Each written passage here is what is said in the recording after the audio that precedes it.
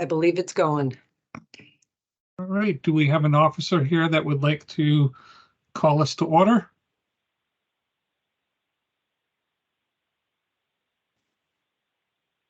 Am I the only one here? I think Carol is it right now. Oh my gosh. So we don't have a quorum, I'm assuming. All right, but I'm Carol and I will call us to order then. Great, thank you. First on our agenda is to do some introductions, and we have some new people here today, and I think we have some guests. So we'll just, I'll call people out by how they're arranged on my teams here. So we have a guest here with the last four digits of their phone number as 7282. Could you introduce yourself? Oh, that's me. I'm Nancy. Hi, Nancy. My daughter is old, 33. God, I'm older. She lives in Orange. We live in East Lyme. And what else did I say? That's great. So Nancy, it looks like you're in here twice. One says your phone number and once I see your name. So yeah, this is Diane Martin. I'm 7282. Okay, there we go. Oh, I'm 78. Yeah. I'm sorry, Diane. It's okay. Noreen and I tried today to get me on the video, but I didn't have any luck. Probably operator error on my side. But anyhow, again, Diane Martin. I am mom to Elaine Martin, and she's soon to be 36 years old, living independently close by and working with Seabird Enterprises. Great. And when you introduce yourself, if you could just identify whether or not you're a RAC member or a guest. So nope, RAC member. I know On the council. But thank you. Just for everybody else, I'm just saying. Adriana Ramirez, I think. Hi, yes, good evening. Adriana Ramirez, relative, and I am with Connecticut Family Support Network. Thank you. Thank you for joining us today. We have Amy.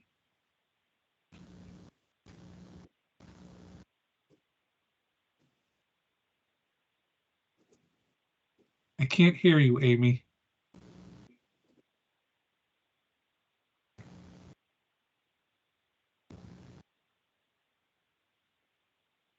Doesn't say you're muted, but I can't hear you. Would you like me to introduce you, Amy? All right.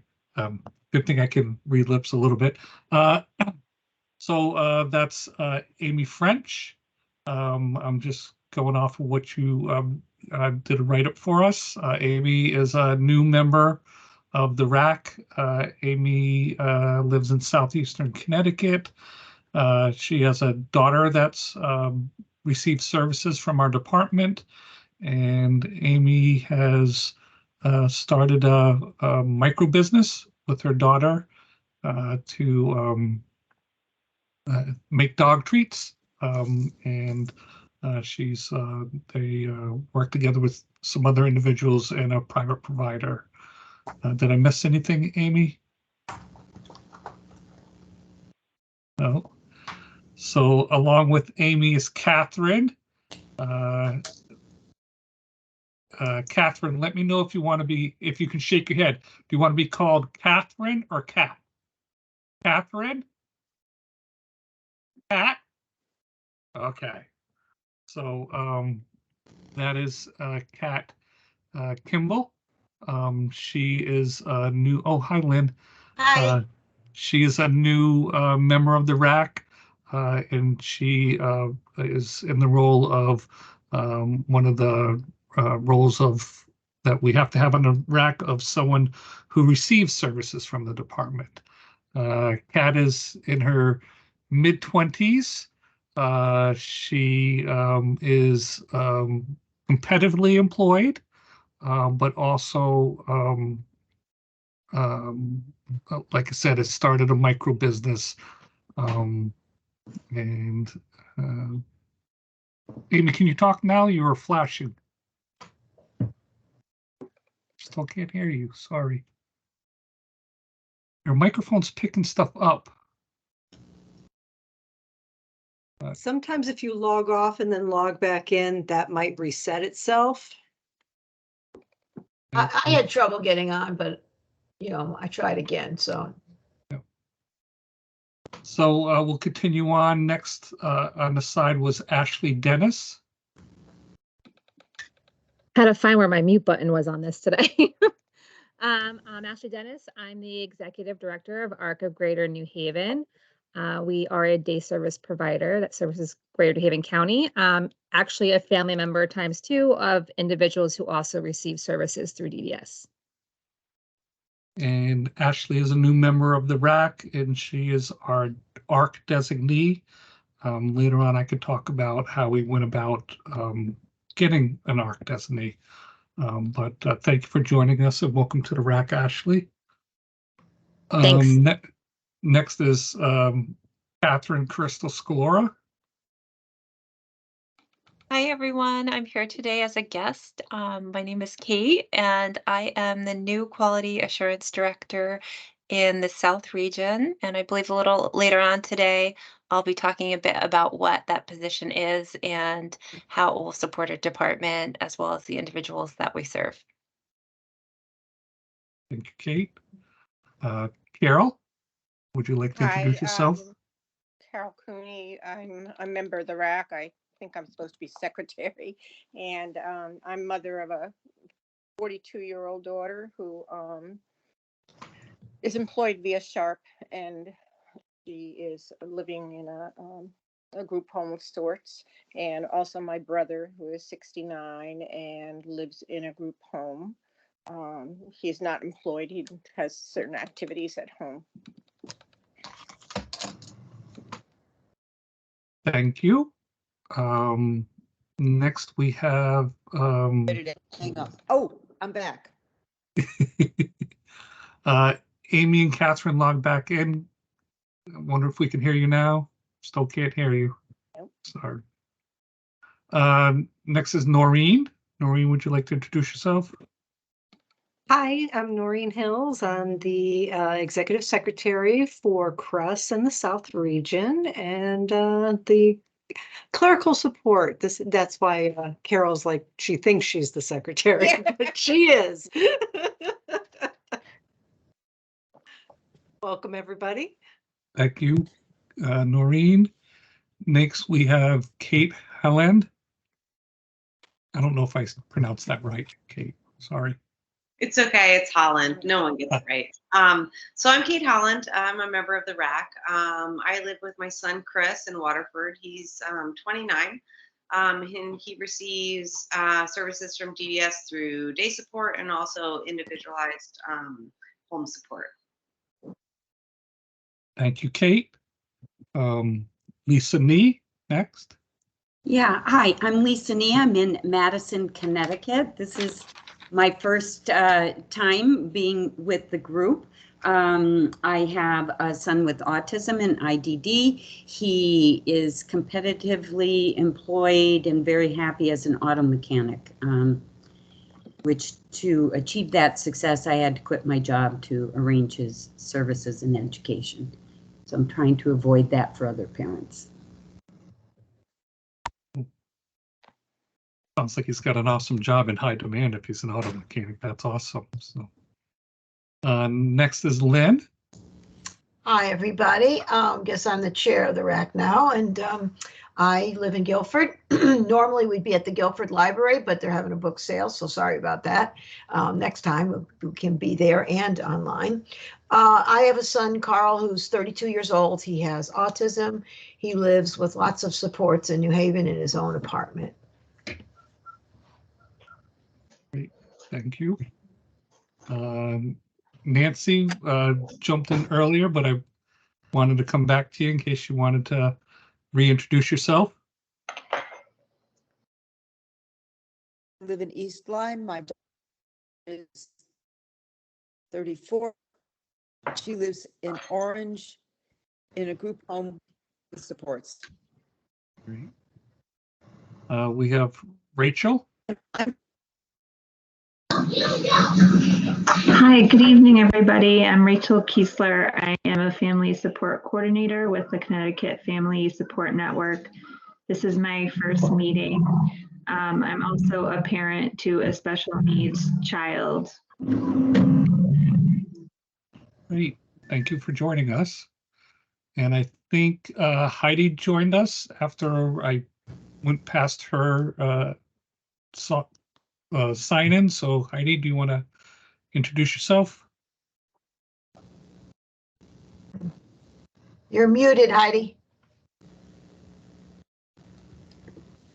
My name is Heidi Earle. I'm a parent attending the meeting. Thank you for joining us today, Heidi. So those were our introductions. We have a lot of new people to our RAC and a lot of guests today. So one of the Noreen, one of the things we forgot to put on the agenda is a public comment. Oh no, it is down there, citizens comment. I was looking for public, sorry. We have the approval for our last minute meeting minutes. I don't know if RAC members have had an opportunity to review those. Mhm. Any discussion about the minutes? Lisa has raised her hand. No, I just said I'd like to do public comment later, so I jumped the gun there. No problem. Any discussion on the minutes? At some point, I will tell everybody about the Assistive Technology Conference and also about my son went last Wednesday to get his AT&Me stuff. So I wanted to tell everybody about that. And I wanted to talk about I had requested for a visit for one of the cluster homes, but I don't know if we talk about that later or. That's later, yeah. Okay, but that was on the minutes, so I just want to mention those two things that I wanted to talk about at some point. So do we have a motion to accept the minutes? I move that we accept the minutes And from who, June. Second. Okay. can you just, for Noreen's sake, can you just say, hi, I'm so-and-so. Oh, sorry, Noreen. Carol Cooney, I move that we accept them. Thank you. And who seconded? Kate Holland. Thank you. Okay. All those in favor, aye. Aye. Aye. Anybody opposed? Any abstentions? I don't know if we should note the new RAC members who weren't here for the last one, that maybe they should abstain because they can't confirm or deny the minutes. Does that make sense to the group? Yes.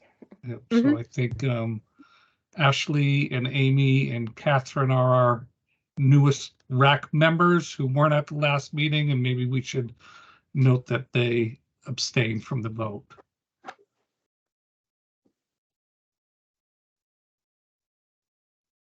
Great. Lynn, do you want me to just continue going on through the agenda?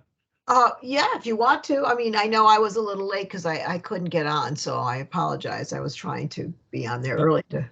Nope. Like I've said, this is your meeting, not mine. I'm more than happy to continue to go through the agenda, but I can do it too. I don't want to. You know, whatever, you just got to the point of approval of the minutes, and the next would be the citizen comment. So I know we have Lisa wanted to make a comment, and Catherine said she would speak to us too at some point. So, and anybody else? Go ahead, Lisa. Oh, okay, thanks. You know, it's my first time at the meeting, but here we go. I am here as a parent because I am really dismayed with so many parts of that bill that was passed, 5001, especially the sections dealing with transition and DDS. Currently, transition outcomes are in a dismal state. You know, transition consists of disconnected groups of resources and checklists that people use to say we did what we were supposed to do. And I'm on a mission to create a new robust individualized transition plan, or ITP, which the success of the transition is measured based on the student's desired outcome, not on the checklist. So I was especially confused when I read on page 89 of the Bill 5001 that DDS will create a life skills colleges. Who oversees these colleges? I don't know. What's the curriculum? And most importantly, are these colleges going to be integrated settings, which all indications are they are not, which is against the Olmstead Act. So I would appreciate the topic of transitions being discussed at a later date. And if there is anybody on the call who can enlighten me about how these transition comments got into the bill and are related to DDS, that's most important for me. Lynn, would you like me to talk about that a little bit? Yes, I sure would. Thank you, Chris. So, thank you for your feedback on that, Lisa. So the bill calls for specifically about the transition academies for DDS to do a study, a feasibility study, and that we have until January 1st of 2025 to submit that study to the legislature for them to review. So we actually haven't started meeting yet on that. It seems like it's a topic that you're very interested in. If you would like to be more involved, I'd be happy to submit your name to possibly be on the committee. If you could give that information to Noreen Hills. So I'll put it in the chat. Great. So Yeah. as the study hasn't even begun yet, I wouldn't want to say, you know, what they are going to be, because, you know, the committee will be working to flesh those things out. We want, you know, high level stuff. We want there to be community integration with all of these. And you know, definitely more to come, and I can you and I can have further conversations about the committee and the study if you would like. I'm more than happy to do that. Yeah, I would like that, because in the bill it's not stated as a study. Yeah. It's stated that these are approved life skills transition academies. Yep. We'll talk more. Yep, be happy to. It's a topic that I'm also very invested in. So. Thank you, Lisa. Is there anybody else that is interested in making a public comment?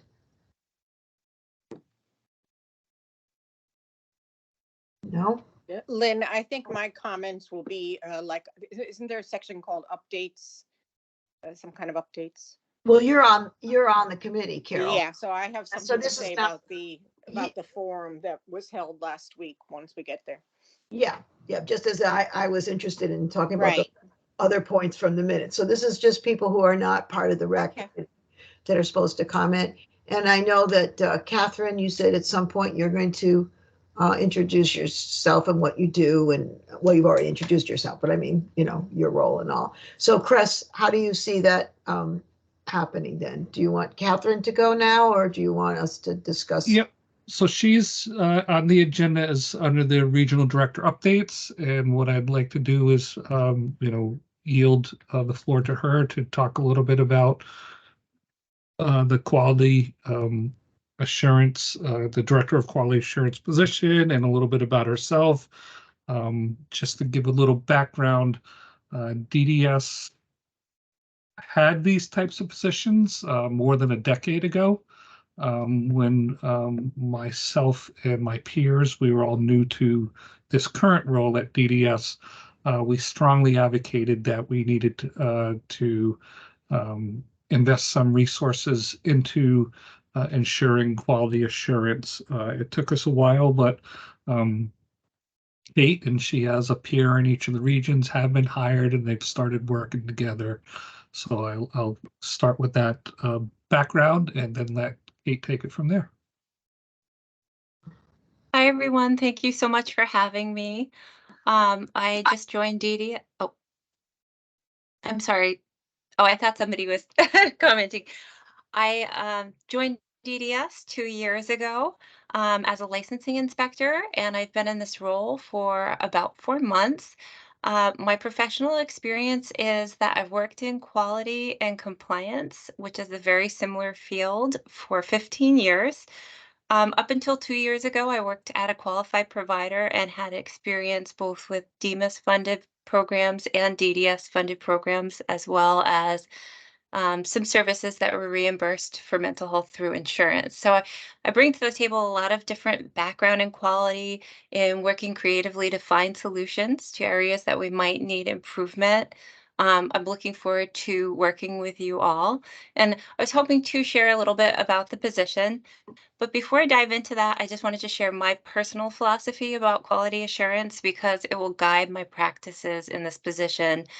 Um, I really feel that quality is an effort to ensure that the individuals we serve are receiving services as promised in a setting that's safe and that helps them fulfill their dreams and goals.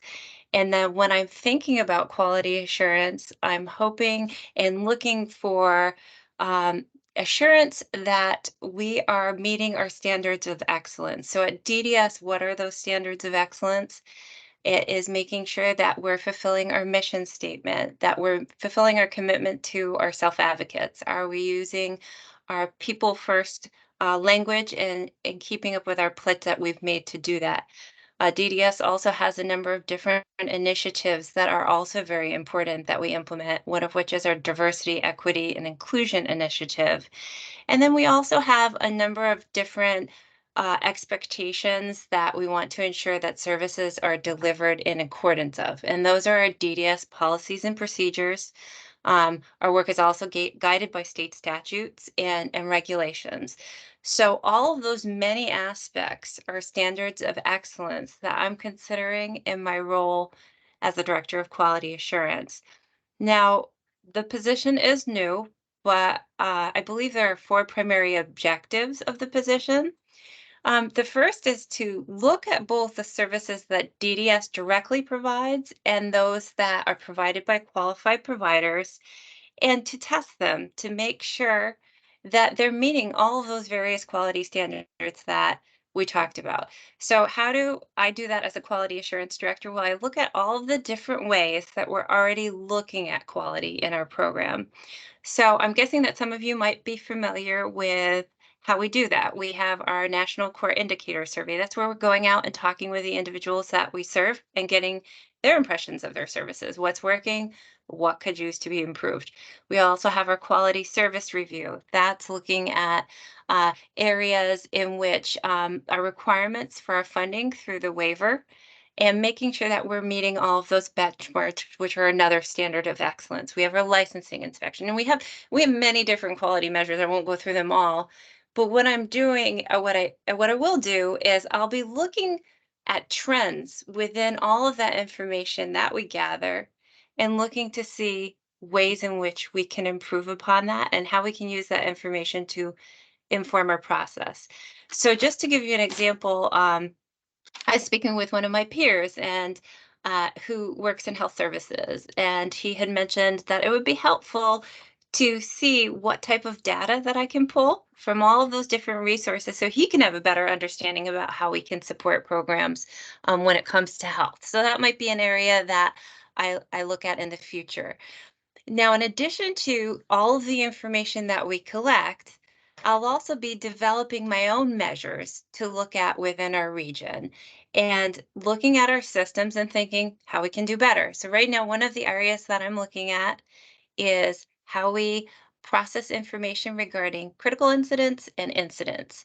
So those are significant events that have happened in an individual's life where they're sharing that information and it's getting reported to our region so that can get passed along to the team so the team can best support the individual. So I'm taking a close look at our process to make sure that that information is delivered efficiently and quickly to the team so we can make sure that the individuals that we serve get the very best support that they need during a time in their life where they might need a little bit of extra support. So that's sort of an example of how I'm testing those standards of excellence and how they're put into practice in actual our service delivery. The other thing that I'm doing as a quality assurance director is I'm contributing a lot to the review of our policies and procedures. That's something that our deputy commissioner and commissioner have made a commitment to look at those policies and make sure that they're reflective of our services and support. So I'm part of that discussion, and I'm representing our region. Some of the things that I think about when I'm looking at policies is I want to make sure that they're reflective of the supports that we provide, they're reflective of the standards of excellence, that they would work in daily practice. A policy is only as good as it can be practically applied, and that they're thoughtful of our initiatives, and then, of course, the people that we serve and what's in their best interest. Um, the other component of my position is education. I hope to take some of our quality assurance measures and provide support and information to the individuals that we serve and their families so they can understand how we take this information, collect it, and use it in meaningful ways. So I'm very excited that in the near future, I'll be partnering with a self-advocate coordinator, and that individual will be helping me um, set up some information sessions where we can talk a little bit about different quality assurance measures and let people know what happens with the information and like what goals we've used that information to support. So that's coming soon. Also, that same self-advocate coordinator will be helping me collect information about policies that are being reviewed and also get some feedback about what are the thoughts about the individuals that we serve and the families as well. The other area of education that's coming soon that I look forward to sharing with you all is that I'm working with a STEP initiative. And for those who aren't aware of what the STEP initiative is that is a new initiative that we have that provides additional support to individuals who might want to explore living in a more independent setting or work towards more independent employment. And with anything new, sometimes there is hesitation that we might have that there might not be adequate supports in place or checks in place. So these informational sessions will specifically speak to quality assurance measures that are going to help support that process. So for example, if somebody is considering leaving a CLA where they've lived and received 24-hour support and trying maybe living in their own apartment with remote supports or in-home supports, these informational sessions will talk about some of the quality assurance supports that are available to assist that individual with their process and help make sure it's a safe, supportive transition. So that's something coming soon that I hope to share with you in the future. And then also a big part of my job and the last big component is planning. So I am working with my peers in the other region to be thoughtful about emergency management and safety. So we do dedicate a lot of time to thinking about our services and supports and how they would continue to function during an emergency. And we consider all sorts of different emergencies and what are the resources that we need to continue to be successful and deliver services with minimal interruptions. So that's something that as a department also we dedicate a lot of time to. So that's a snapshot. I hope to revisit this group in the future as some of these goals come to fruition, when I can actually offer you some deliverables of this is when our information session is, or I'd love to talk to you about a plan that we implemented. So I hope that maybe that's something I can do in the future. Does anybody have any questions about my position or how it will work within the region? Kate, I see that you have your hand up. Yeah, thanks. So I'm really excited about this position. I have had multiple conversations with multiple people, including Jordan Sheff, about the quality of programs, specifically day programs. And I feel like the answer I got, everybody probably knows I love Jordan, but the truth that I got was what we're really accountable for is like safety. So if someone dies on our watch and fire drills. And so we talked a lot about like having accountability in programs and kind of looking at that and looking at quality outcomes in terms of goals and what individuals want for their life, and having some sort of accountability and how that would work, whether it's a checklist, whether it's and how funding happens is different, but I'm really excited to hear that you have this position, because I feel like I think it seems like the department is looking at things a little bit differently and not just looking at, okay, we're not just accounting like for, I know health and safety is always number one for everyone, but I think that the department is really trying to do more around person-centered planning, about outcomes, but having someone who kind of monitors that in a different way, I think is awesome. And I guess my question was just, are there specific things that you have in place or that you're kind of working to put in place in terms of quality outcomes that are bigger than the health and safety? So the health and safety, I know, like, yeah, we have to do that first, but in terms of quality outcomes, in terms of like what people's lives are and how successful, not necessarily successful, but even in terms of are they satisfied with their life? Are they able to achieve goals? Are we making goals just to have goals, or are we making goals and then training staff to be able to kind of implement these goals so someone can have a big life? So I didn't know if I don't know if that's something you're working towards, but are there quality assurance outcomes that you're kind of working through? And if you are, could you tell us about that? Well, I can say, like, I think that's a great question. And right now we're really working on building the position and what its role is within the department. One thing I can assure you is that I feel that there is a really strong commitment to quality, and that there's also a strong commitment to collaboration. So I won't be working within a vacuum of our region. I'll be working across all regions with the other two quality directors. So we're working on shared goals.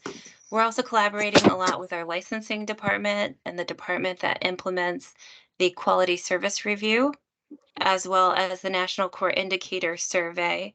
And that my hope is when an area of need is identified in one of those means, or even perhaps through feedback that we receive from individuals and families, that becomes a project that we look at. I can say, like, right from the start, one of the things that was identified as a priority is looking at, like, as I mentioned, incident reporting in that process and making sure that we focus on ensuring that from the moment that report comes in, that we are prioritizing how it efficiently gets to the people that are involved in the individual's care. So that's a first goal, but like I think that this process will be very fluid. One of the things is I was talking with my colleague, as I mentioned yesterday, and he was saying, it would be helpful for me to know what are the trends and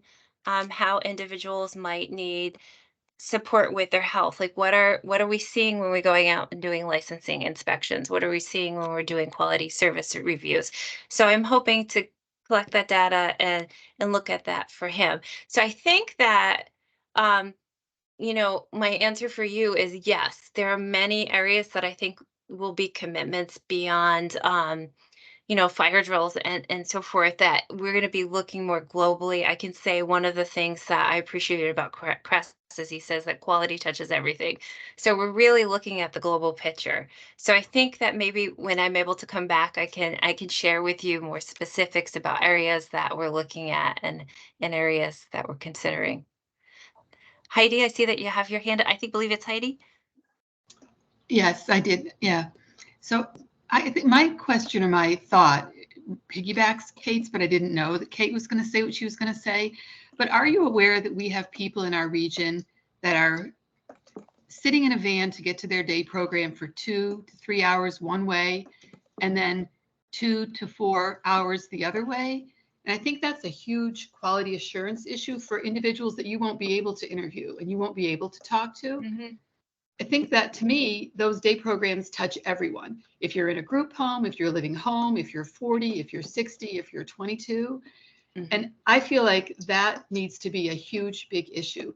The other thing is, I don't know if you're aware or not, but on the shoreline, we don't have a lot, if any, programs that offer group supported employment within a reasonable distance to our home. And I think in our region, that's a huge, big issue, especially along the shoreline. Killingworth, I know that's not the shore. Clinton, Madison, Guilford. So I do think that's something that I would love to see your department take on and really look at the quality of those programs. I feel like individuals with disabilities who are looking for more than adult daycare, Mm-hmm. deserve more than adult daycare. It's easy to get a high functioning person with a disability to work. It's not so easy to find a position for a person who's disabled, really, really low. Mm-hmm. But they deserve that as well. So I just want you to know it doesn't exist with an easy commute from Mm-hmm. Guilford. And there's people in my son's van who come from Killingworth, again, 2.5 hours, 3 hours on the van one way. So are you aware of that? And can you talk about that a little bit? So to first speak to transportation, I'm very aware that that's this isn't about transportation. This is about the programs being available in the community. It has nothing to do with transportation, because you could sit in a van for 2 hours and go from here to Madison.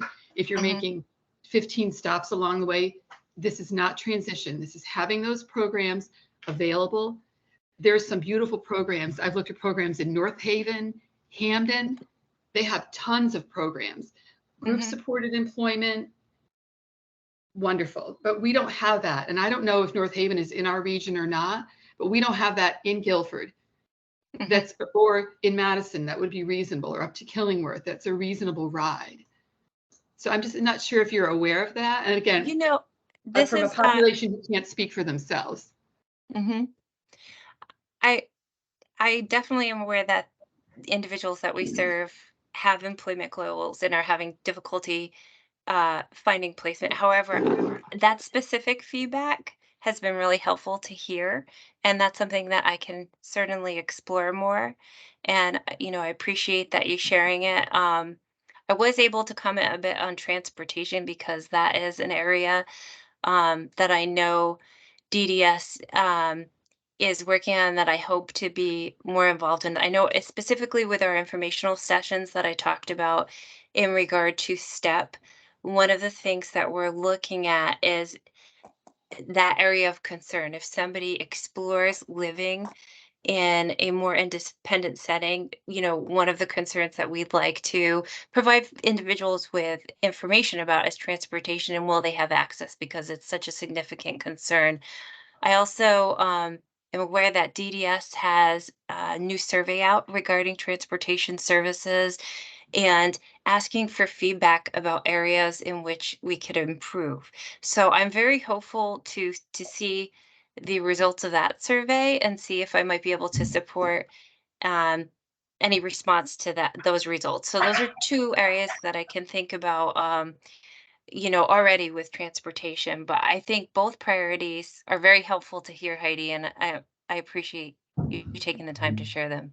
2 other comments. So Sure. I've been attending these meetings for about 8 years, and I hear about Sure. transportation all the time.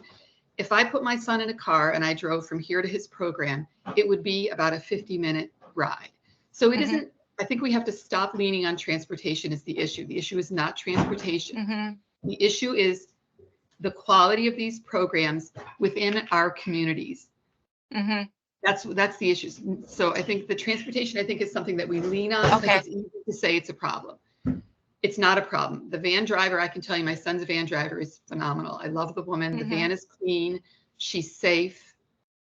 If she, I can't even tell you. Do you know one time my son's van driver was not available, so the secretary of his program left her home, drove in her Audi to where I drop off my son, tapped on my window, put him in her car, and drove him to his program. So this has nothing to do with transportation. This has to do with these programs, group supported employment. You know, we talk a lot about the quality of life of these individuals.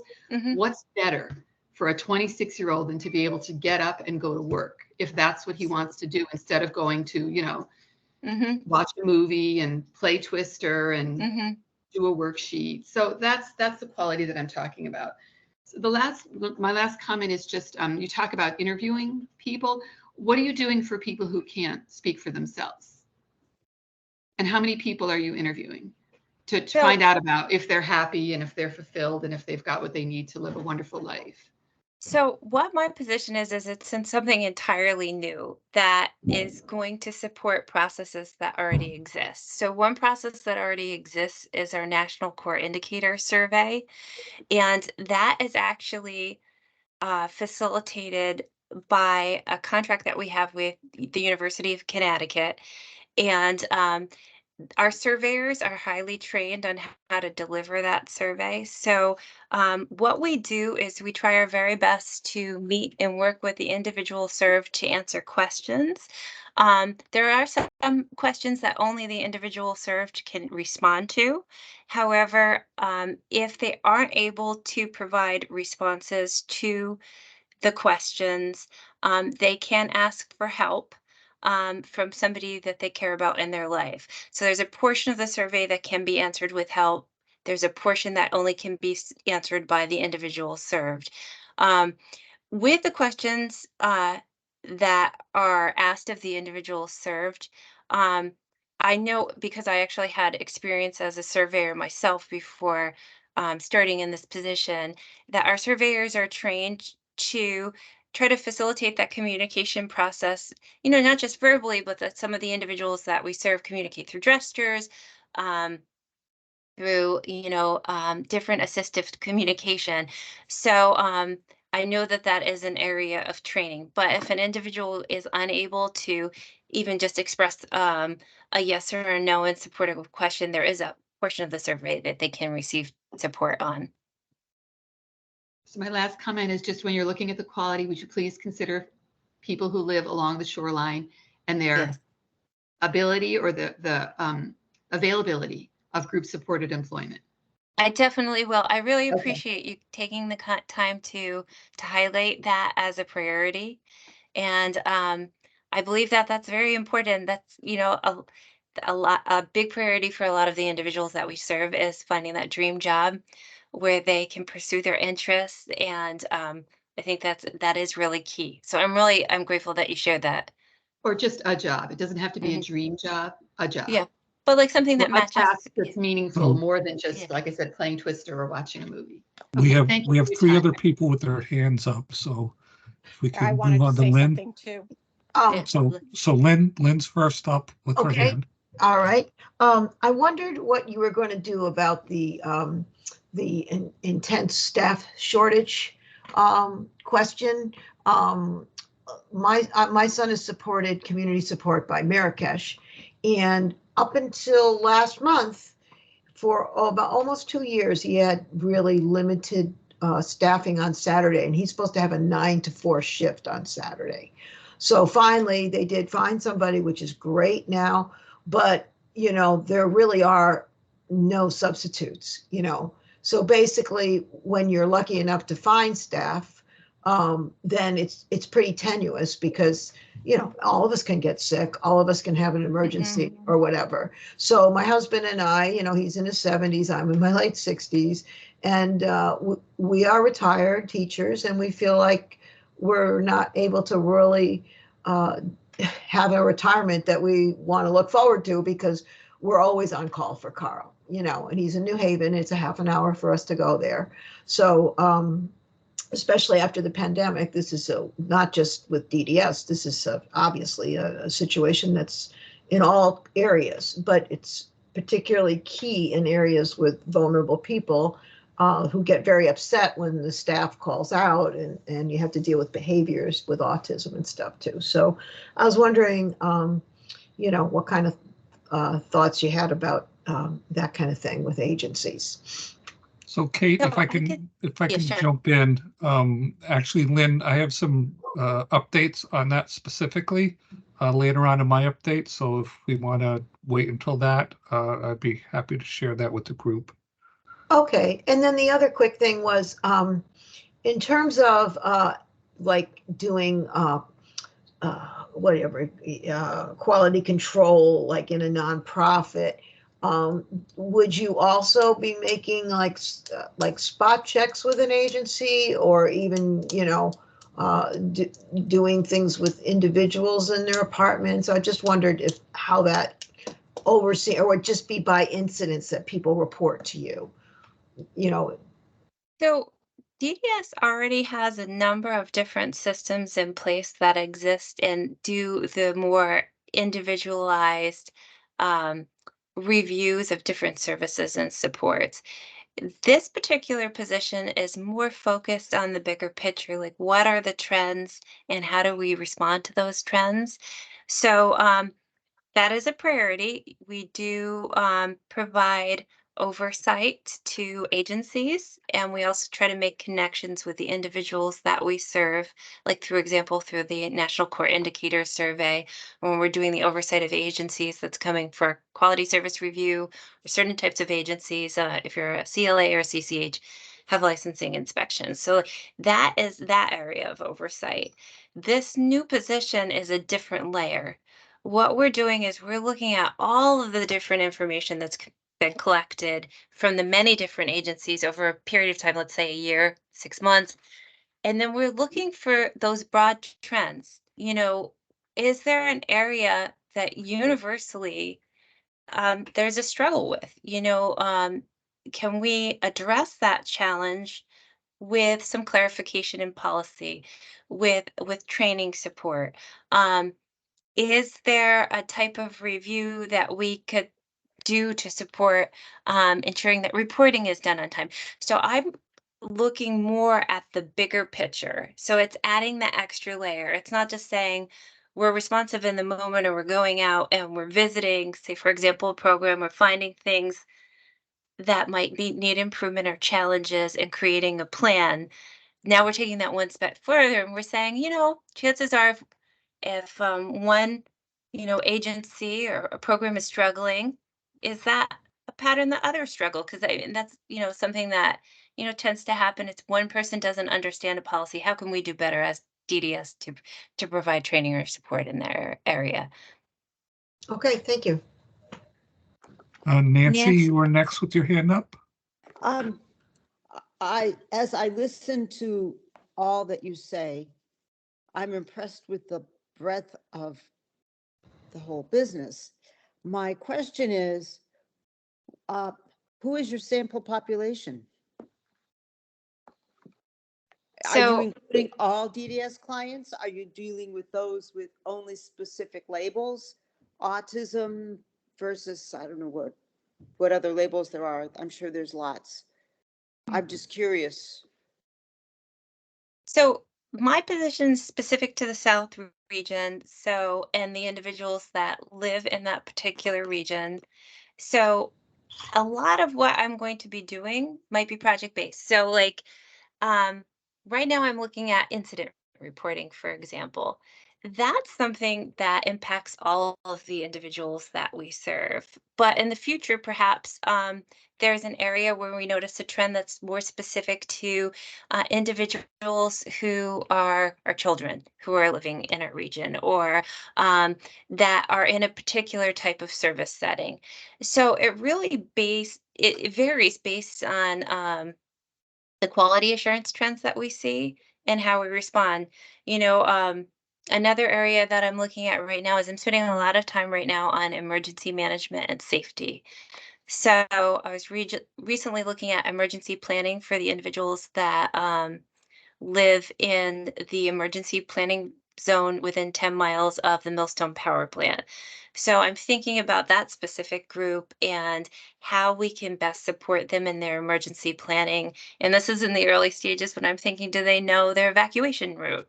Do they know their zone within that emergency planning zone where they live? Do they know how to get the potassium iodide pills to protect themselves in case there's ever a leak? So it's very much driven by the trend that I'm looking at or the area of need.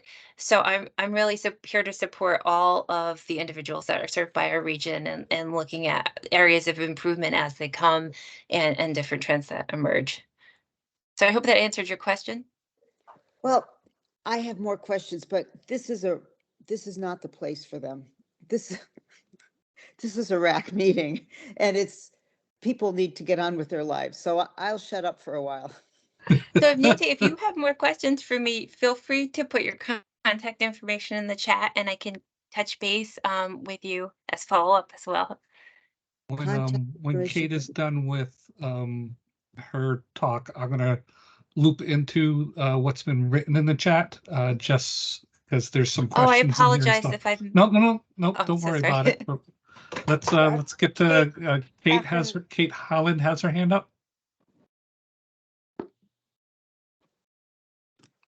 Oh, Kate, you're I on believe mute, you're on Kate. mute. You're muted. Thanks, Chris. You got my name right after only one correction, so that's really a big thing.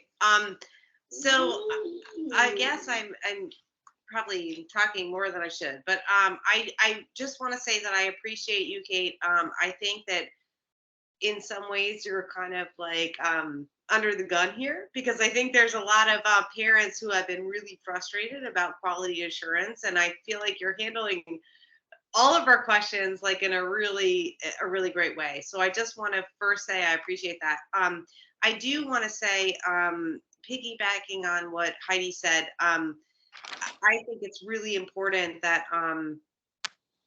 you hear that there are, like my son, for instance, he's deaf, he's a visual impairment, so there's no way he can participate in any kind of survey.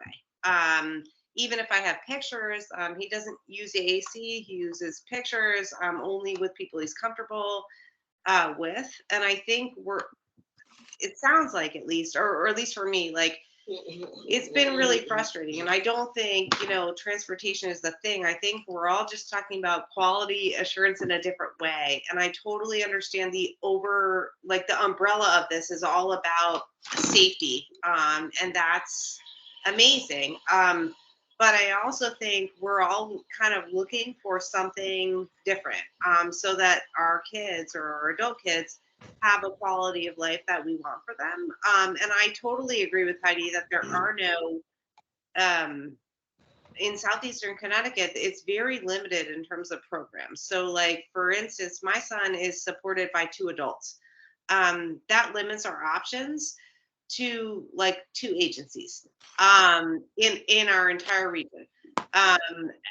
And that's a problem. And if we have a problem with an agency and they're not kind of following through, there's all kind of these barriers. So I think, I'm hoping that one day we'll kind of get there in terms of like quality assurance, in terms of like that everyone will be safe and all of these protocols will be in place. But I hope also, like, once the reporting protocols and things like that for incidents are like kind of streamlined, or that we have a good system, that we can also look at things like opportunities in the community, like training for staff, things like that, and also incorporating people like Chris to be able to have a voice, to have a part. And I don't know how to do it in a survey. That's really, really hard. But I do know that he might be a little bit of a minority, but there are a lot of people like Chris who can't speak, who can't hear, who can't really participate in a survey, but his voice also really matters. And he really wants to do a lot of things, but sometimes the opportunities are really, really limited.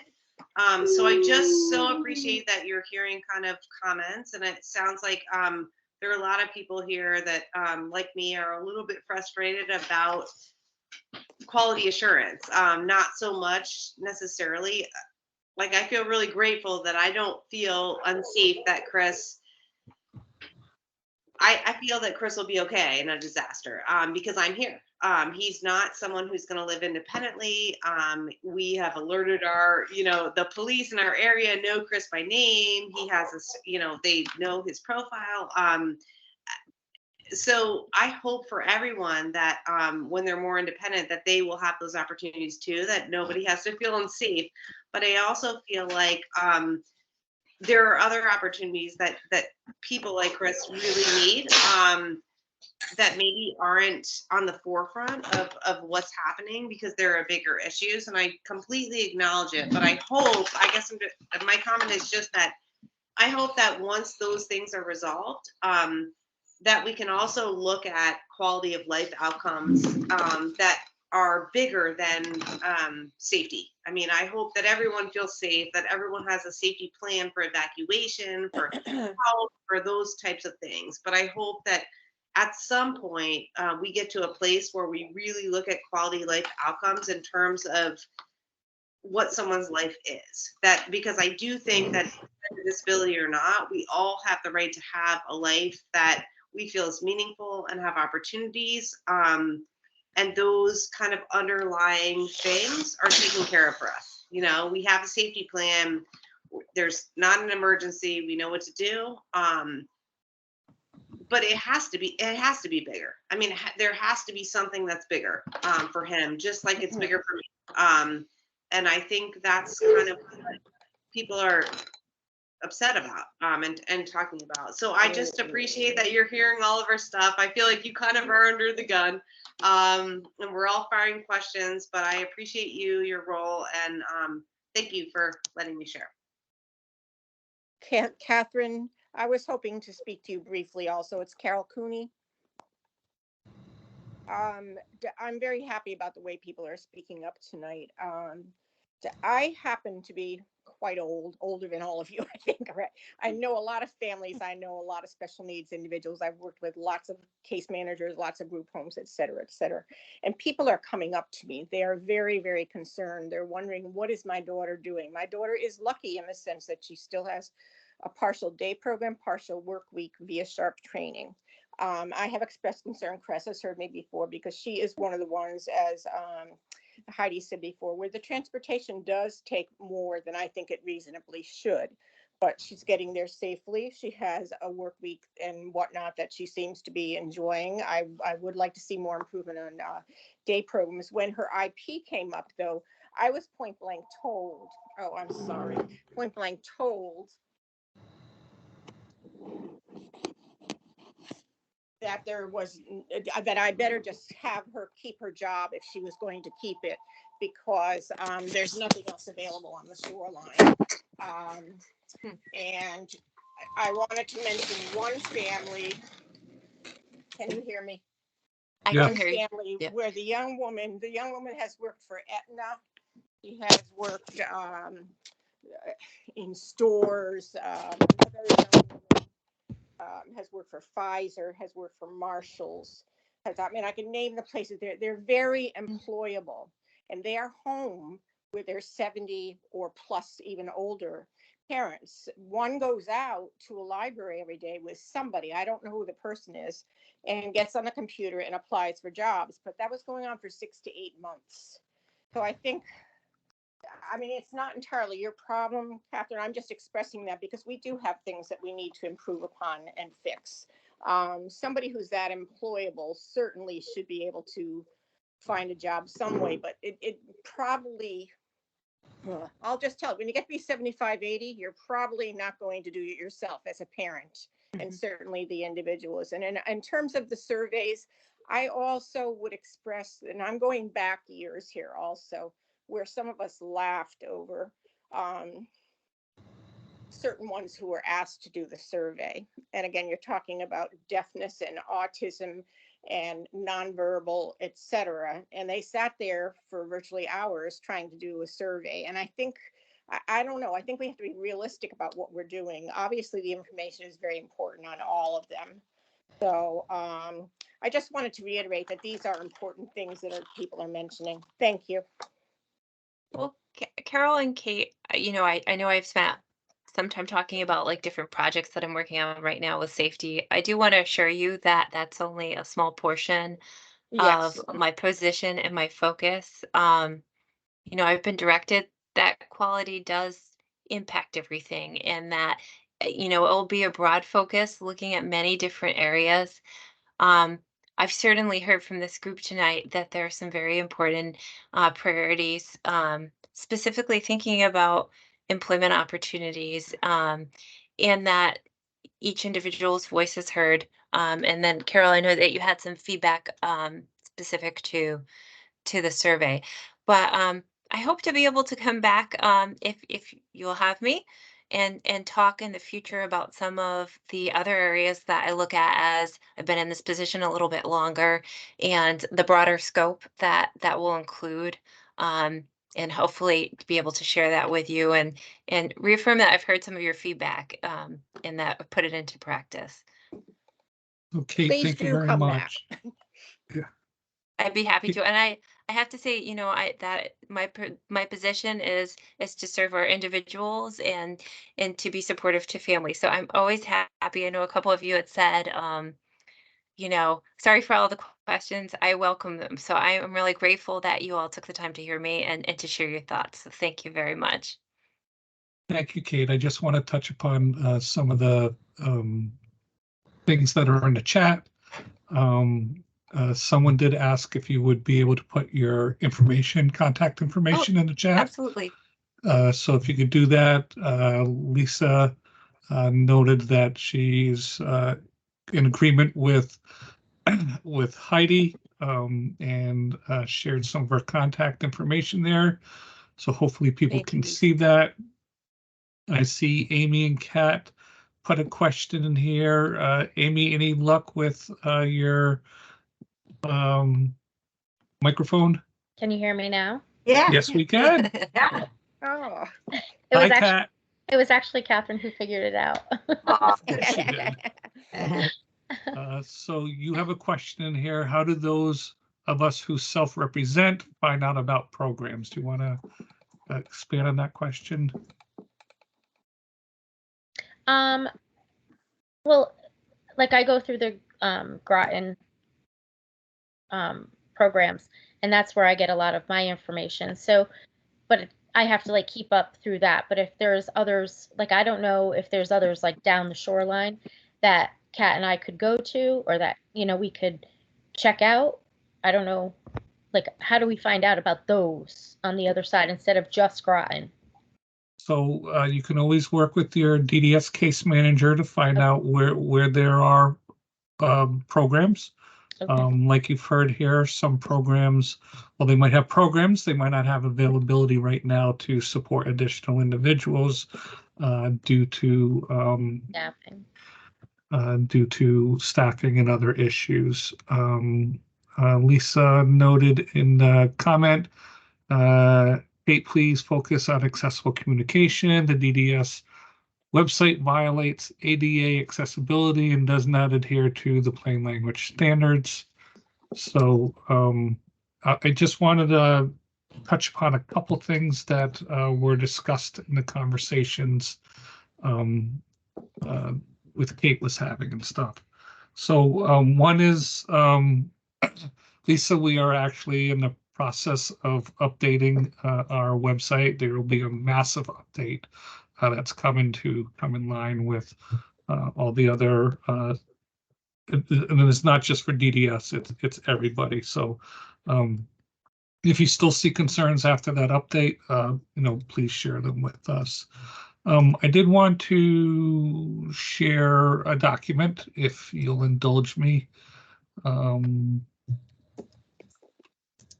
So I heard people say that they've been told that quality just focuses on safety, and I'm sorry that you heard that, but I want to assure you that it doesn't.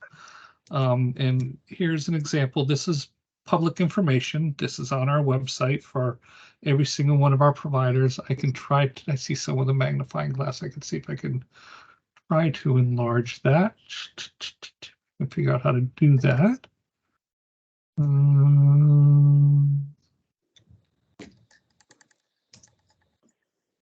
Maureen, any suggestions how I enlarge it? Yeah, so do you have your does a menu appear on the bottom when you bring your cursor down a little bit? No, this is from a website. Oh, so probably not. I think if you click on settings in the corner, sometimes there's the cog. Yeah, Yep, like so- sometimes no, below No, it. go down just a little down further than that, Cress, the cog. There Yeah. you go. Yeah. No, sometimes there's a option to zoom. Yeah. So anyway, I mean, we can share a link where you can find all this stuff, but this is the data that our QSRs look at. Those are the quality service reviews. And these are just the roll-ups. And I specifically picked Sharp Training because I've heard multiple people say that they have Sharp, but there's many, many, many indicators and questions that our surveyors go out and look at, and then they roll up into these categories. And I wanted you to see that just one of those categories is safety. We also, the things that we look at and ask questions about and get documents about, talk about planning and personal achievement, relationships and community inclusion, choice and control, rights, respect and dignity, safety, health and wellness, and satisfaction. And what these do is, this is Sharp's page, and it's talking about the provider. And you can see that all these things have been rated, and that in the ratings for planning and personal achievement, they scored 36 out of 36. So they've been rated on that one area 36 times, and they have 100%. And what it also does is it shows you the statewide average, right? And it says of all the providers that provide this service, this is how they score, right? And we have a target, excuse me, in our waiver assurances that providers need to score at least an 86 percentile of met in all these areas. So I just wanted to let you know that we don't just look at safety. We look at all these things in multiple ways. Excuse me, I got a tickle in my throat. And like I said, this is on our website. It's public information. I can share this. And like I said, I just picked Sharp because people had said Sharp provides some services, but this is 4 pages long, and it talks about every single one of the services that they provide. Right. So just wanted to share that with you. I'll stop sharing now. But I didn't want people to think that we just look at safety. And while Kate is focusing on certain areas, I think we have some great suggestions of areas that we can look at, going forward. So I'm really excited that you guys were able to share some of your concerns, some of the stuff that you shared with me. And if the RAC wanted to in the future invite Kate back, we can certainly do that. I see Ashley's got her hand up. Yeah, it was just if anyone needs to share again, and it's a website PDF, if you press the plus sign, it makes it bigger, or negative makes it smaller. I press the plus sign on the actual PDF at the top bar. There should be a plus, a minus. There's Look a at you. You're technical advisor here. So that's a little bigger there. And thank you for that.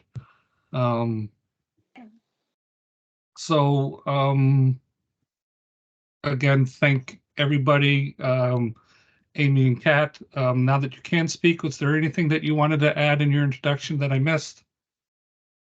No, I thank you very much for letting us join this. It is something exciting for the two of us to do together, since we do a bunch of things together. So Kat was excited to have a Zoom meeting. Kat, anything you want to share? You want to say hi to everybody? No.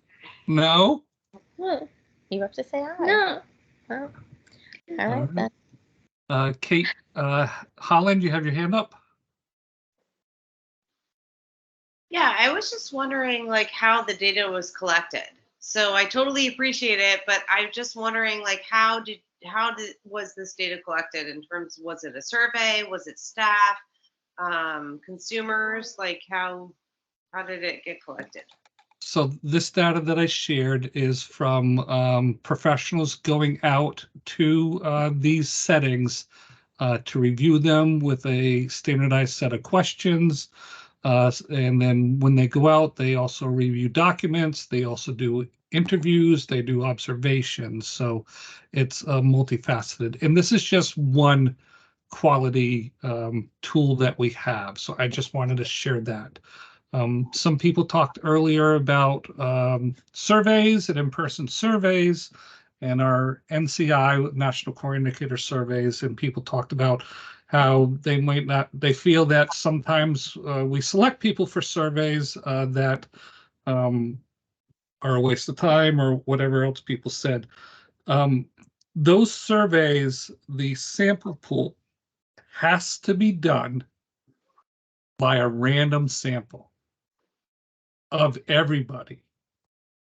So we can't pick and choose who we are going to survey due to whatever limitations they may or may not have.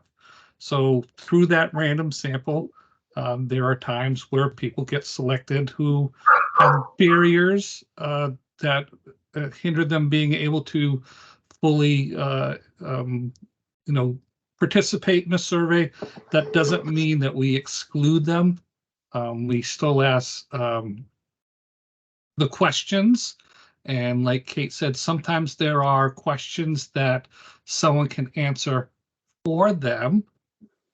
Can I ask a follow-up question? Like when you're asking the survey for people who are maybe nonverbal or non-speaking, are you asking their staff or are you asking people that are in their lives, like their families?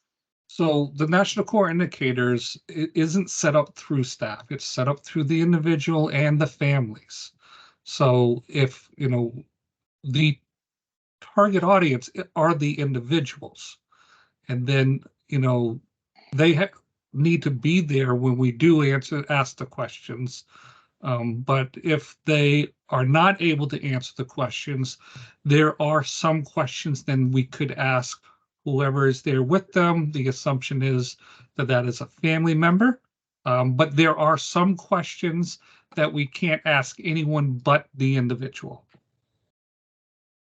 It's not a reliable indicator. But when you're doing quality assurance, like day program stuff, like the person that's with them is staff, not the family, right? Right. So the National Core Indicators is a separate measure that we work directly with the individuals and their family. Yes, when we do go out to day programs, families aren't there, and we're not necessarily interviewing the individuals there. We might be interviewing the staff there, but the observations are of the program, of the individual.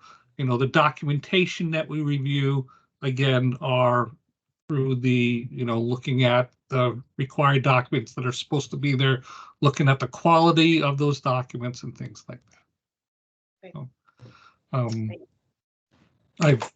I've shared before that, I live with someone who, like many of you described, who has deficits in she can't she can't verbalize her wants and needs through the English language. But at the same time, she can, through gestures, her own personal sign language, and through her verbalizations, she can answer questions by shaking her head yes or no, things like that. So just because someone can't answer a question using a language that the general population does, that doesn't mean they're unable to participate in those. Carol, you had your hand up? Yes, Chris, first of all, thank you for taking the time to explain some of those things, like the sampling and whatnot. That actually, gives a whole different perspective to it. I wanted to mention, when you put up from the website about the information from the surveys, and it was very useful. I will have to spend some time going back and then looking at that. I have to ask a question because that's just, I feel like it's my role, right? There was a place that was called community participation or something like that. All right. And it was 100% accomplishment of goal. But we're talking about a time that was right in the middle of a pandemic when everybody was in quarantine or shut down. So how the heck did you get 100% meeting the goal? I'm thinking, I'm also talking I was a special ed teacher. Okay. So again, we talked 85, 86% was a good, place to have your arrow directed to reach at least that. But quite honestly, it's kind of hard to always get 100% like that. That is absolutely true, that it is difficult to get 100%. And to be honest with you, in full transparency, before I shared the SHARP document, I reviewed it to make sure that I wasn't going to besmirch their good name by advertising that they didn't do well in an area. I didn't think that would be fair to them, right? All right, in this forum. So, I did look at SHARP. That's the only one I looked at, and I went through it first to make sure that, they didn't score 60%, and now, we have everybody running around saying the regional director shared that SHARP is that wouldn't be a horrible good in this. idea. No. It's as you guys say, it's hard enough to get providers. I wouldn't want to throw one under the bus here. We don't But need to in all honesty, the lowest score that they received was an 88%. Yeah. And that was in health and wellness and independent living, which is still higher than the benchmarks that the federal government set for us. And if we saw that they were doing poorly in health and wellness in multiple settings, then that's something that we would talk to them about at their annual quality meeting. Okay. Right. Thank you. Heidi, you asked a question in the chat about how do nonverbal participants contribute. I hope I touched upon that well enough for you.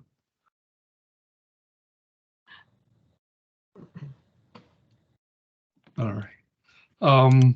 Lynn, would you like me to go on to my regional director updates? Yeah, that's what's going to come next. So go ahead, Chris.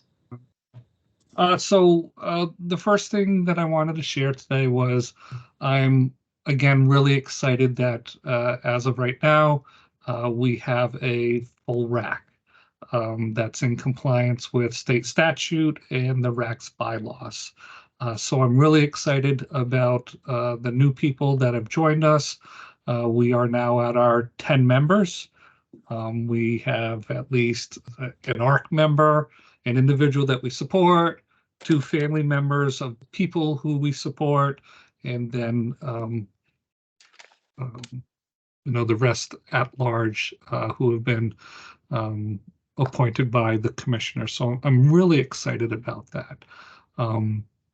So for the new members, if they have any questions, please reach out to your RAC members, or you can reach out to me and Noreen. But I'm truly am really excited that we have a full contingency, and we're hoping to make sure that we always have a quorum, and that we have people from all over the region, from as far west and as far east as the region, and north and south. So I'm really excited about that. Any questions from the new RAC members? I see Amy and Kat are shaking their head no. Ashley, did you have any questions? Nope, I'm good. Great, great, great. Lynn, you had brought up staffing. Yes. And staffing and staffing and staffing, and we have talked about staffing before, but I did want to provide you some updates. That the governor has recognized that there's an issue, and he has developed a workforce council with some people are colloquially calling the person the workforce czar, to help with these issues all over. I think I've shared some of my theories why we're in such a struggle, especially in some parts of our region, but it's it's been recognized all the way up to the governor's office, and they're actively working on that. Additionally, DDS has hired someone who will report directly to the commissioner, and their sole focus is on workforce development. She has been in the field for decades. I won't call out how many decades, but she has an extensive background with multiple of our private providers. She has been very active in their advocacy groups, like the Alliance of Nonprofit Providers. So we are very excited. I think she started maybe 2 weeks ago, maybe 3 weeks, I'm not sure. But we're, again, really excited for her to come, and she's here. She's going to start meeting with stakeholder groups, working with providers, and things like that. So it's a well-recognized issue, and we are working hard on how we can address that issue, because, as you say, doesn't matter how much funding someone has if they can't actually purchase the service, right? Chris, what's her name? Her name is Mary Pat DiCarlo. Mary. And are there going to be any parent representatives on this workforce council? I can't speak to who the governor is placing on his council. Sorry. Okay. And it's not just for DDS. It is a workforce crisis across many sectors. So that's not just for DDS. Okay. The workforce council that the governor is doing is not just about DDS. It is looking at the global issues of workforce in Connecticut. And as we've talked before, it's not just an issue in Connecticut, but we have a seat at that table. And we have hired someone to focus on that for DDS. So. And Mary Pat DiCarlo, is she going to be having studies within DDS about this? Or is she that's sitting on the council with the governors? Both. I think she is going to be our representative on the council. Mm-hmm. And she will be working specifically within DDS. And I think she's still in the strategy stage of how she's going to proceed. So if you want, I can try to provide updates at future meetings on what she is doing. I know we have our next meeting is a statewide meeting, and maybe that'll be an agenda item. So. Okay, and if there's any parent involvement that is needed or requested, please put my name down as somebody who would be highly interested in that. Great. So that was 1 and 2 on my list, talking about the RAC and talking about Mary Pat and the workforce. Number 3, we have, I think it was Nancy who has read into 5001, the bill that we've talked about before, and I don't know if we've.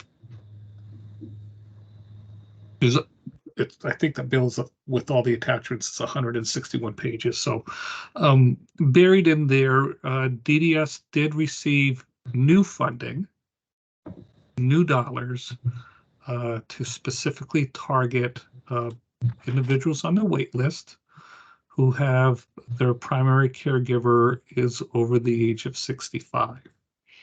So just last week, we have started to roll that out. We're very excited. It's been a while that we've been given annualized funding to specifically targeted to address the wait list. Last year, we talked about some of the initiatives that we did here at the RAC, and I talked about we worked on our underserved folks and the enhanced family supports and targeting some caregivers over a certain age. That was all within our current funds. This is new funds for us specifically for that. So we're very grateful to the governor and the legislature that they put those new funds into our budget. But just wanted to make sure you knew. I don't know if you know any caregivers who are of that age that are on our wait list for their loved ones, but if you do, hopefully they're hearing soon from their case managers as we'll be reaching out to them. So really, really, really exciting news. At one of our previous RAC meetings, this is probably going back 6-8 months, there were a lot of questions about guardianship versus conservatorship. I wanted to let you know that in one of the meetings next year, I've already talked to our legal director, and she is willing to come and talk to the RAC about those things. So I wanted to let you know that I followed up. We did just hire a new attorney, and that's kind of going to be her focus. She's got a lot of experience in it. So I said, oh, we have this person now, and our legal director said, well, she can come, but I'd love to come too, just to meet your RAC and be able to answer any questions. So I wanted to give you that news. Some additional news is I heard Kate spoke a little earlier about she's going to be working more closely with the self-advocate coordinators. Do you guys know what when we talk about self-advocate coordinators, what that role is at DDS? And if not, would you like me to explain it? Could you explain it? Sure. So self-advocate coordinators are individuals who are eligible for our services, receive our services, but they are hired as state employees to work with helping people become self-advocates so that people will speak up for themselves. They hold different groups. They have different focus areas that they work on. They can be like IP buddies for people who want someone to be with them while they have their IPs to help them, share their voice, share their thoughts. And so each region has historically had 3 of those. And we're really excited that we are in the process of going forward and hiring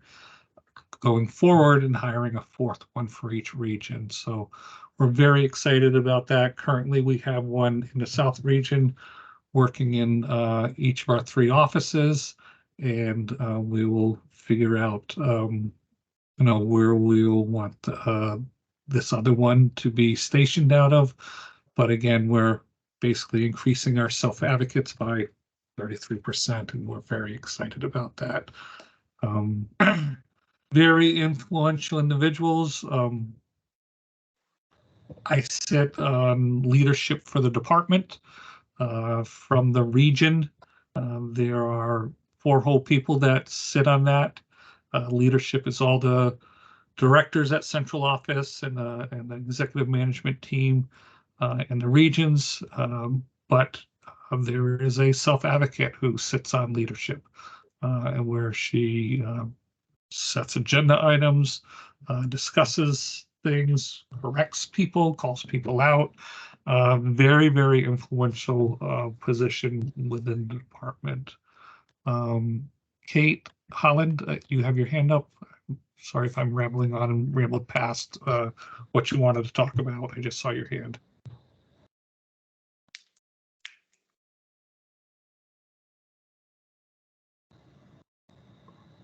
This doesn't have anything to do with the conversation, but I did want to just ask about, or just say, like, if you could bring forth this to the commissioner.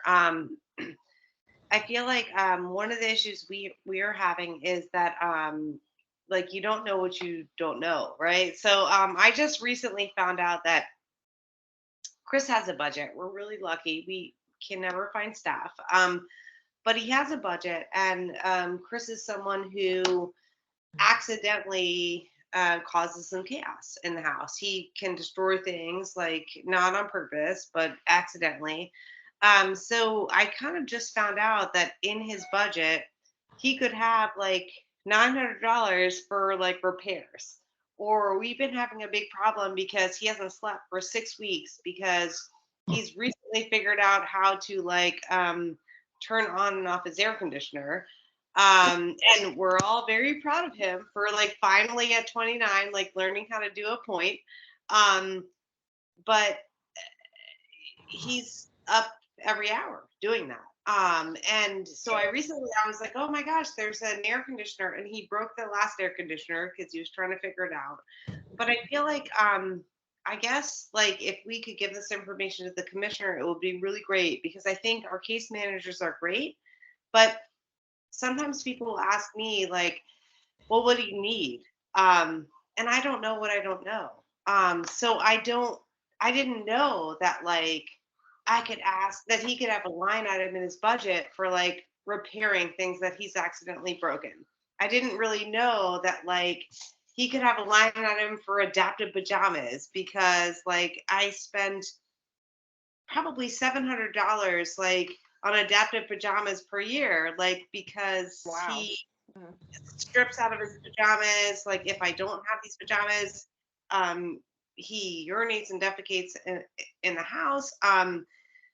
So these kinds of things are wipes, or these kinds of things that we're all kind of struggling with, that we keep our kid, for the people that keep their kids at home and want to do that, there's a lot of money that we spend, and we just think this is what we have to do. Like, we're parents, we do this. But I think there is a lot of funding that's available. Like, I know there's a paper trail, you have to get like Medicaid denials or a lot of stuff, but I think there are a lot of options that could ease kind of the burden for parents who have their adult children at home. But we're not really aware of it. And I spoke to my case manager tonight, and we readjusted our budget. And luckily he has a budget, so it's not like we're asking for more money. But I think sometimes the information is, we don't get information as parents, and I think we don't know what we don't know. So I don't even know. I said to her, I don't even know what to ask. And I also know that you're not going to be able to sit here on the phone and tell me every single thing I could ask for. But there are a lot of services and funding, and DDS is great about those things. But sometimes as parents, like, I feel like I'm an informed parent. Like, I fought for him, like, with advocates, attorneys, all this stuff, but I don't always know that this is even available. And I'm thinking, oh my God, like, I've been spending all this money on this specific protein powder that he needs per his doctor. That costs $80 a month, or, wipes or something that costs, again, like $100 a month, that I didn't even know that I could say, okay, I'm funding this, but the department could, within his budget, could ease this burden a little bit. So I don't know how to like figure that out, because I know that case managers also can't just like spend hours and hours on the phone saying, well, you could have this, you could have this, you could have this. But I also feel like as parents, like we try to educate ourselves, but we don't really know. We don't know. And I think there Mhm. are a lot of the department is trying to do really great things, but we just don't even know to ask for that, or we don't even know that that could be a possibility. And we kind of have our adult kids at home and we're like, well, I guess this is what it is. Chris put a little hole in the wall. I guess I'll figure it out, or I guess I'll save enough money to get a new door. Um, so in some ways, if you could, I know part of this is like bringing it back to the commissioner. Like I feel like the flow of information like has to change, because I think we just don't know. And we're all kind of struggling and trying to provide for our kids and trying to do the right thing, but it's hard when things happen. It's really, really hard. And I think that if we had more information about like what we could ask for based on the budget, I think that would be like really, really helpful. At least for me. Nope, nope. Excellent points. Amy, I'll call on you in a second. So Kate, some of the things that you talked about are part of our self-determination, self-direction, and it sounds like you have a budget and you probably have a broker, and you know it's probably either someone whose first name starts with a K or someone whose first name starts with an R, because you're down, right? Okay, so Yeah, you R. get some, Awesome. the R. Yeah, R is awesome. Yeah. They're awesome, right? Yeah. But self-determination, self-direction is one of the core functions in STEP that we are focusing on. So this is really good feedback. And I will bring that back to that STEP group. Because if we are trying to promote something, we need to make sure that people have the information available to them. So we will be we've started an outreach. We've created videos. I don't know if anybody has seen some of the videos. The first one we did was on IHS. The next one that we did is on supported housing, and we've talked about some of those things here. And I don't know if you guys follow DDS on like Facebook or Instagram, but I do, and I'll let you know that those videos are like flooding my feeds. I just see them over and over and over again. So there will be a video on self-direction, self-determination also, but we are expanding our media outreach, trying to, not everybody wants to receive a mailing or something like that. But what I can do, I can share with this group if you want. There are cost guidelines that are associated with self-direction that'll tell you exactly what we can and can't do, and if that's something that the committee wants me to share with them, I can do that. It's not a secret document, it's just buried within our website. Or if not, I can share that directly with you, Kate. Kate did ask, there was one more thing on my agenda that I wanted to share, and then I'll get to a question that is in the comments. So the last thing that I had on my list to share today is, I don't know if I mentioned this before, was that DDS is developing a children's services division, which is something that we've never had before. Lynn, have I talked about that before? I didn't know if I had. I don't remember. You might have just mentioned it in passing very quickly, but I don't think we've had a like discussion. Yep. So there was a time where DDS didn't support children, and maybe 15 years ago, we started partnering with DCF because it was determined that while they are the lead agency for children, that there might be a subpopulation of who they serve that, we're the subject matter experts on. So We do have a program to support children. It's been a BSP program, but it hasn't been specialized.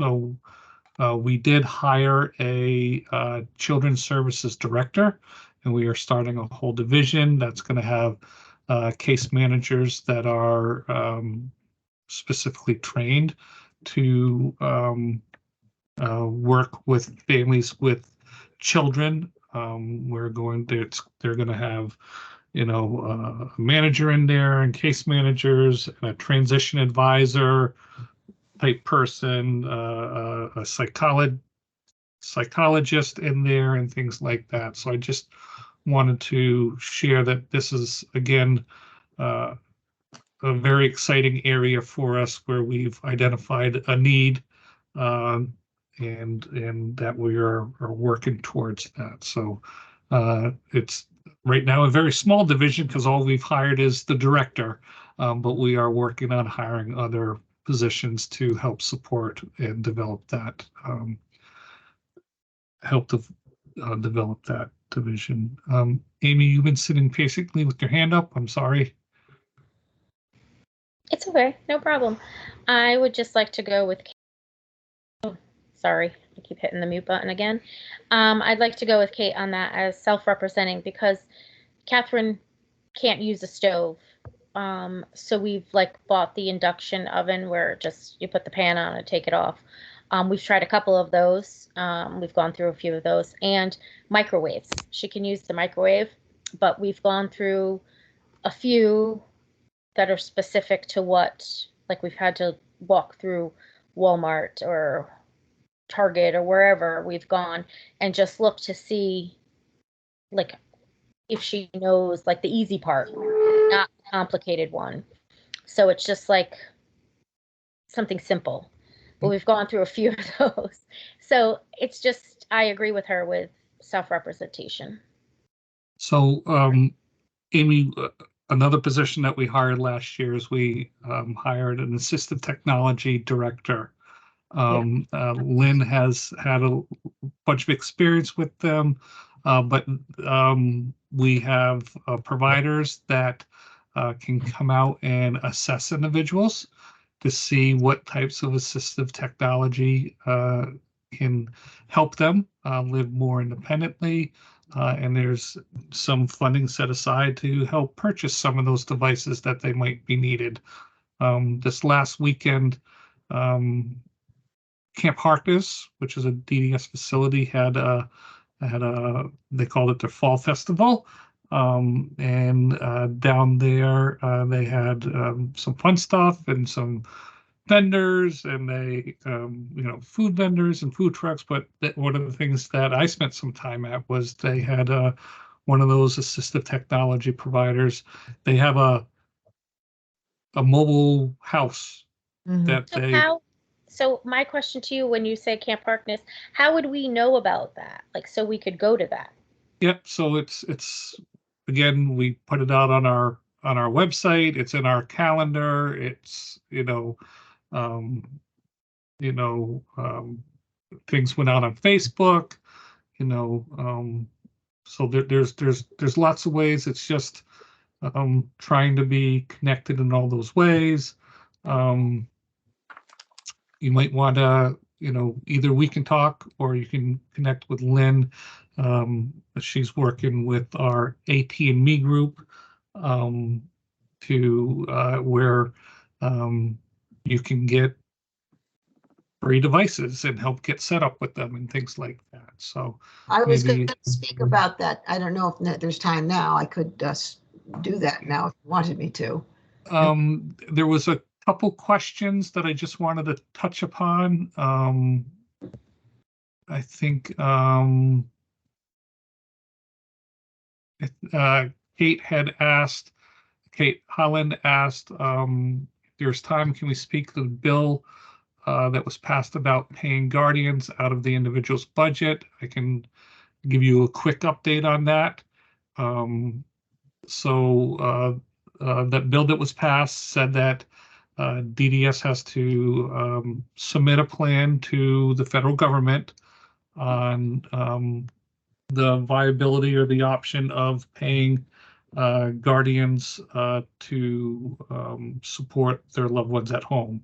So DDS has been actively working on that. We've reached out to CMS, that's the federal agency that would have to approve it. And there's actually a meeting, internal meeting on that. I think it got pushed to next week. And then we will need to publish that as for public comment. And then after that, then it will be sent to the federal government to see if they can, if they're willing to approve it or want us to make modifications. So it's still in its infancy, but we are actively working on it. So that's my update on that. So those are my regional director updates. I hope I addressed everyone's questions. I see some people would like that document, so we will get that, the cost guidelines document out to you guys. So then if it's okay, Lynn, we'll move on to the next agenda item. And then we'll talk about some of that other stuff under new business if you'd like. Okay. We go to 8, is that right? I'm here. Okay. So, okay, because I'm just thinking about the time frame of it, you know, when we're supposed to stop and stuff like that. I think we're supposed to stop at 7:30. That's what I thought. Yeah. Yeah. So we're gonna have to get off soon because Catherine's getting ready for bed. Yeah. If you I can, also need to leave. Yeah.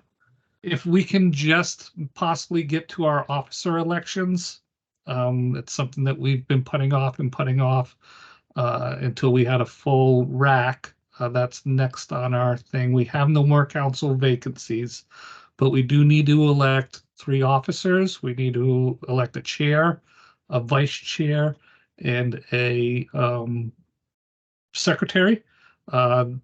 Elections need to occur annually. Lynn has been the past vice chair and has been acting as the chair, and Carol has been continuing to act as the secretary. But if we can work through this, I think we could address this pretty quickly, and then maybe have a slate of officers to go forward. Lynn, would you agree that we can try to do that?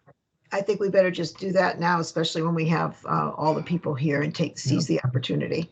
So do we have any nominations for chair? Would anyone like to say that they'd like to be the chair? I've been doing it, so I don't mind. Just keep doing it. So would anyone like to nominate Lynn? I nominate Lynn. Thank you, Carol. Do we have any second for Lynn? I'll second. It's Ashley. Ashley. Are there any other nominations for chair of the South Region RAC?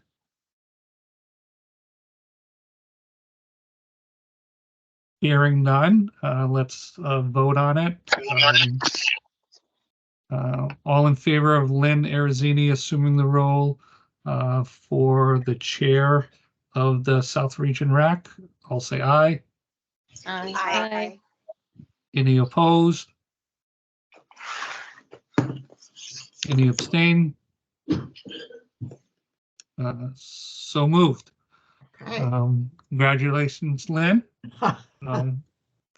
The next is we need to nominate a vice chair. Do we have any nominations for vice chair?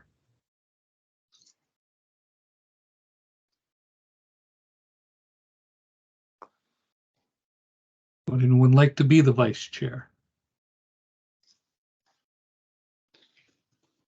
We have to have 3 officers, folks. I would like to be the vice chair. That's Kate Holland. Kate Holland would like to be the vice chair. Do we have any, would anyone like to nominate Kate Holland as the vice chair? Sure, I will. That was Lynn. Yep. And can we get a second? I second it. And that was Carol Cooney seconded it. All right, so we'll put it to a vote. All those in favor say aye. Aye. Aye. Any opposed? Any abstentions? The motion carries. Congratulations, Kate, on your ascension to the vice chair role of the South Region RAC. The last officer that we need to fill is the secretary. Do we have any volunteers? Once again, Chris, I don't mind continuing unless there's somebody who really feverishly wants the job. So Carol has said that she will volunteer for it. Do we have any other members that are interested in being the secretary? All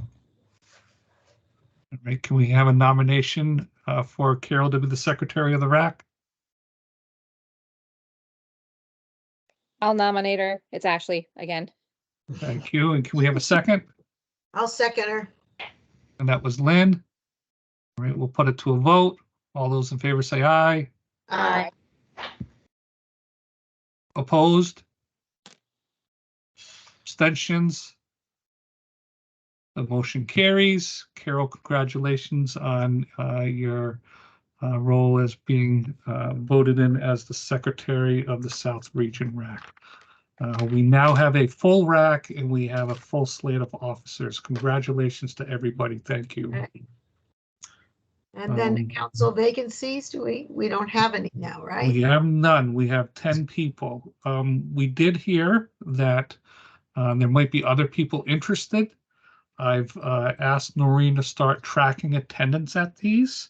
Bylaws does talk about the attendance, so if we do have people that are habitually not attending, then the RAC can decide whether or not they want to abide by the bylaws and ask them to step down and replace that person. So we will be tracking that for the RAC. The next order of business then is the RAC meeting schedule for 2024.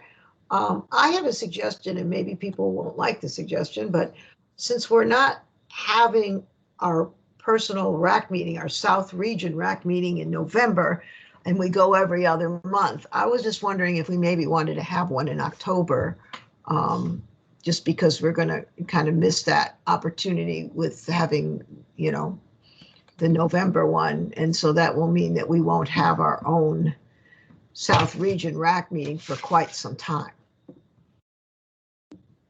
So we have to have a minimum of 6 a year, right? They don't have to be every other month. If you wanted to have more, then that's the RAC's prerogative. And we, like I said, our next one that's scheduled is November, and that is the joint with all 3 RACs. So that we would be scheduled till January to have the South Region, correct? I think we've had 5 so far. The November one would be the 6th.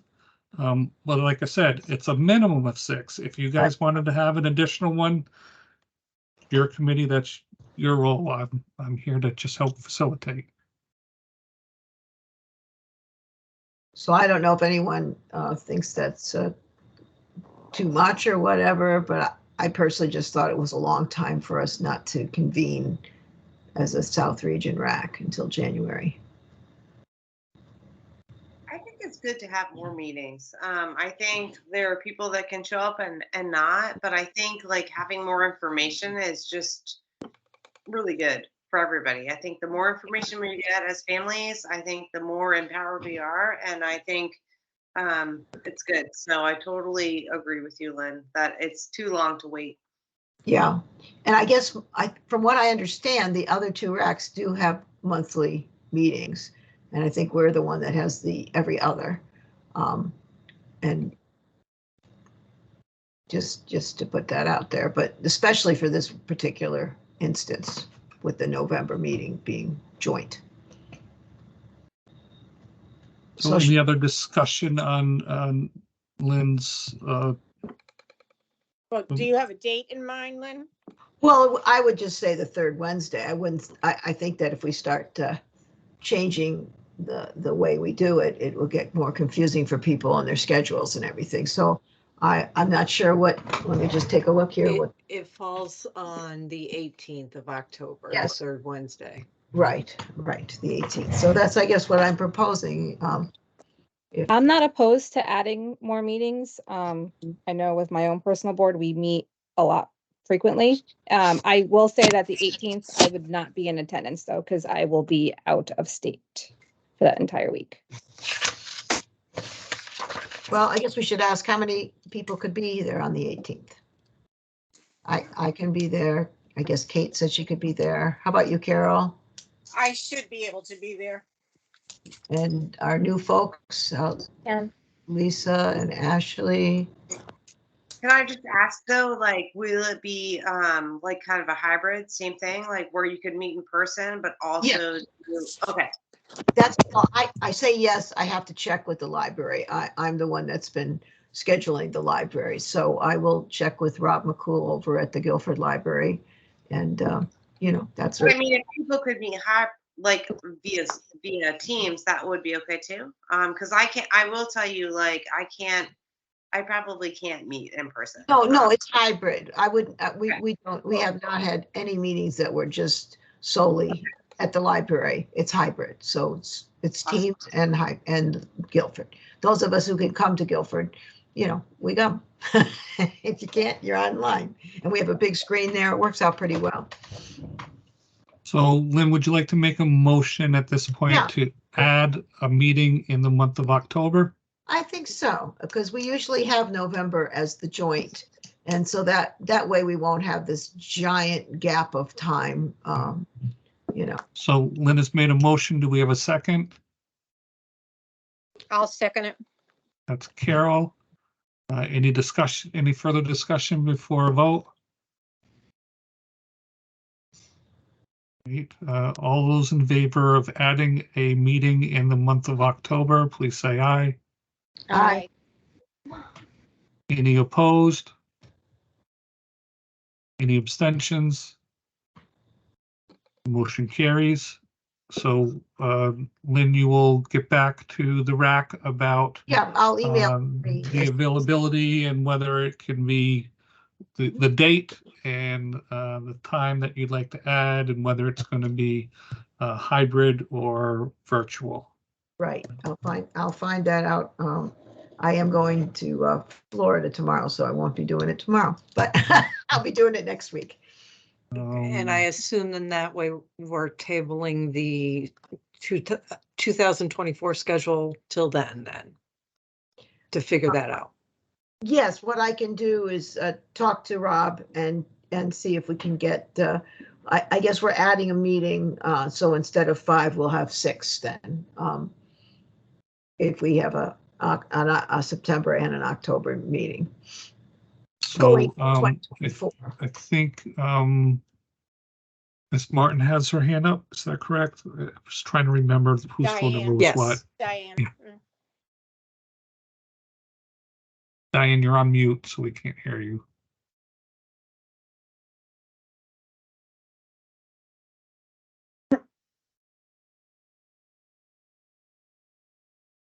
All right.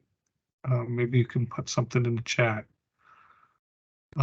So Lynn, do you want to table the 2024 RAC meeting schedule until the October meeting and we can have further discussions about the cadence that you guys want to have for the meeting and stuff like that? Yeah, and in the meantime, I will talk to Rob about the availability. I won't make anything set in stone or anything. I can even have a tentative suggested schedule and see what everybody thinks about it, and then we can vote on it. So Lynn, we've had a couple members say that we've already gone a half hour over. Yes. Do we want to adjourn for the night or go on to new business? Just that if so many people drop off, then we'll be out of quorum.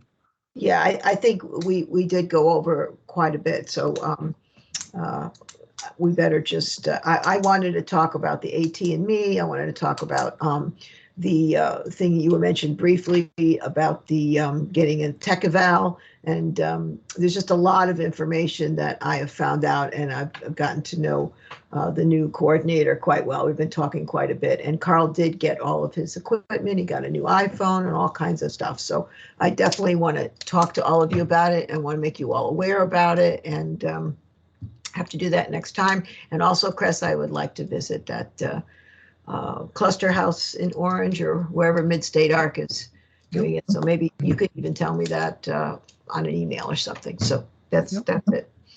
Okay. The other thing that I'd like to put on there is for me to just update the RAC about the employment forum that the commissioner had last week, I believe, that I attended. And there will be more of them. So would we like to put that on the agenda for our next meeting under new business? Yes. So update on Carol's meeting, the update on the different things that I've done with technology, which I can share, and maybe more information on the cluster homes, and especially the one in Westville. Would someone like to make a motion to adjourn? I'll motion to adjourn. Do we have a second? I second it. All in favor? Aye. Time to eat dinner. Opposed? Abstained? Motion carries. We are officially adjourned. We had some great, robust conversations tonight. Yes, good meeting. I think it was a great meeting for some of our new folks. If anybody has any follow-up questions for me or anything, just reach out to me. But I'm really excited for the direction that the RAC is going. And I know we had public comment today. We had advocacy groups here. We had Kate here, so I'm just really excited. But yeah, let's go have dinner. Okay. Bye, everybody. Bye-bye. Good night. Bye, everyone. Wonderful to meet everybody. Thank you for having me. Yep. Thank you. Okay. Bye-bye.